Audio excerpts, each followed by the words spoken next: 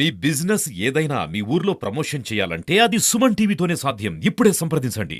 జరిగేటువంటి లోక్సభ ఎన్నికల్లో ఎన్డీఏ కూటమి అభ్యర్థిగా తెలుగుదేశం జనసేన మద్దతుతో నర్సాపురం పార్లమెంట్ నుండి భారతీయ జనతా పార్టీ అభ్యర్థిగా కేంద్ర పార్టీ నన్ను నిర్ణయం చేయడం జరిగింది. నర్సాపురం లోక్సభ నియోజకవర్గం చాలా ఘనమైనటువంటి చరిత్ర కలిగినటువంటి నియోజకవర్గం ఏర్పడినటి నుండి కూడా అనేక మంది హేమీలు ఈ నియోజకవర్గానికి ప్రాతినిధ్యం వహించినటువంటి సందర్భం. పొత్తుల్లో భాగంగా నర్సాపురం పార్లమెంటు భారతీయ జనతా పార్టీకి వచ్చినటువంటి 6 స్థానాల్లో ఒకటి అయినటువంటి కారణంగా పార్టీలో సీనియర్ కార్యకర్త అయినటువంటి నన్ను పార్టీ ప్రకటించడం జరిగింది. భారతీయ జనతా పార్టీ ఇక్కడ పొత్తుల్లో 2 సార్లు నెగ్గడం జరిగింది. గతంలో ఆ 2 ఎన్నికల్లోనూ కూడా నేను క్రియాశీలకమైనటువంటి పాత్ర పోషించడం జరిగింది. కృష్ణరాజు గారు ఎన్నికైనటువంటి సందర్భంలో 99లో, అలాగా 14లో గంగరాజు గారు ఎన్నికైనటువంటి సందర్భంలో నేను జిల్లా అధ్యక్షుడిగా కూడా బాధ్యతలో ఉన్నా. 2009లో నేను లోక్సభ అభ్యర్థిగా పోటీ చేయడం జరిగింది. చక్కగా తిరిగి నియోజకవర్గం అంతా ప్రచారం చేసుకుని కార్యకర్తల సహకారంతో ఆవేళ ఎన్నికలు చేయడం జరిగింది. తిరిగి 2024లో పొత్తుల్లో వచ్చినప్పుడు పార్టీ నాకు అవకాశం ఇవ్వడం జరిగింది.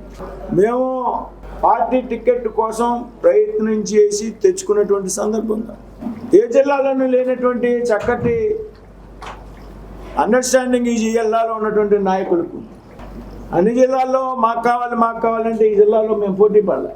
పార్టీ ఐడెంటిఫై చేసుకోండి, ఏ సామాజిక వర్గం మీరు నిర్ణయం తీసుకోండి.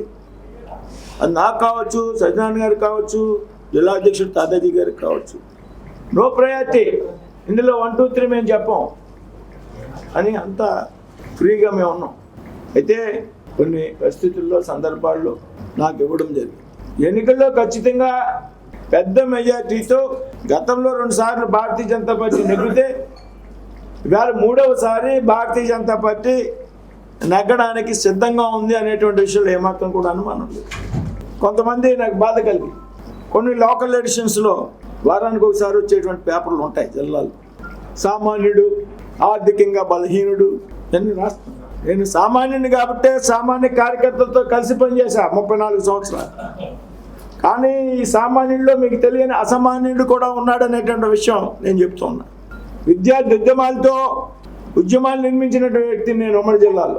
యువజన ఉద్యమాలకి నాయకత్వం వహించి అనేక ఉద్యమాల మీద పోరాటం చేసి వాటికి పరిష్కారం చూపెట్టినటువంటి వ్యక్తిని నేను.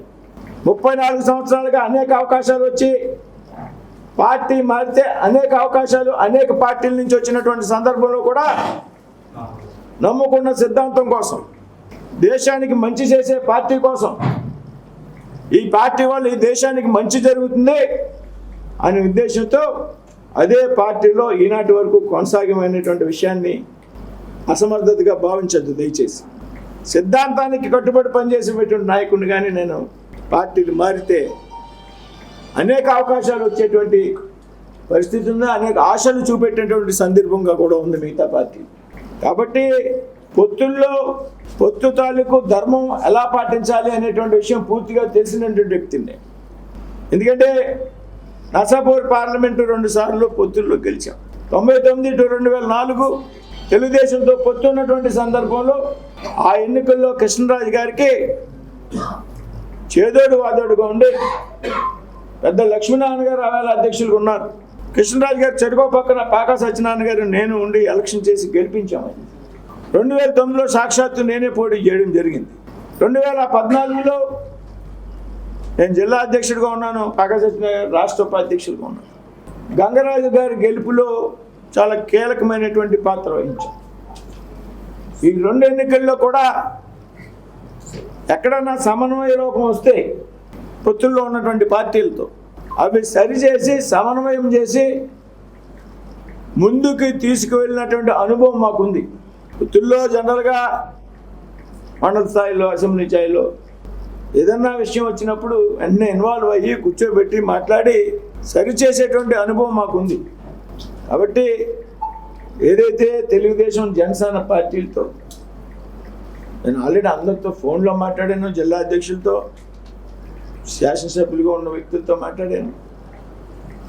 అందరూ తప్పనిసరిగా కలిపి పనిచేద్దాం, ముందుకు తీసుకెళ్దాం అనేటువంటి ఆలోచనని వ్యక్తపరిచారు.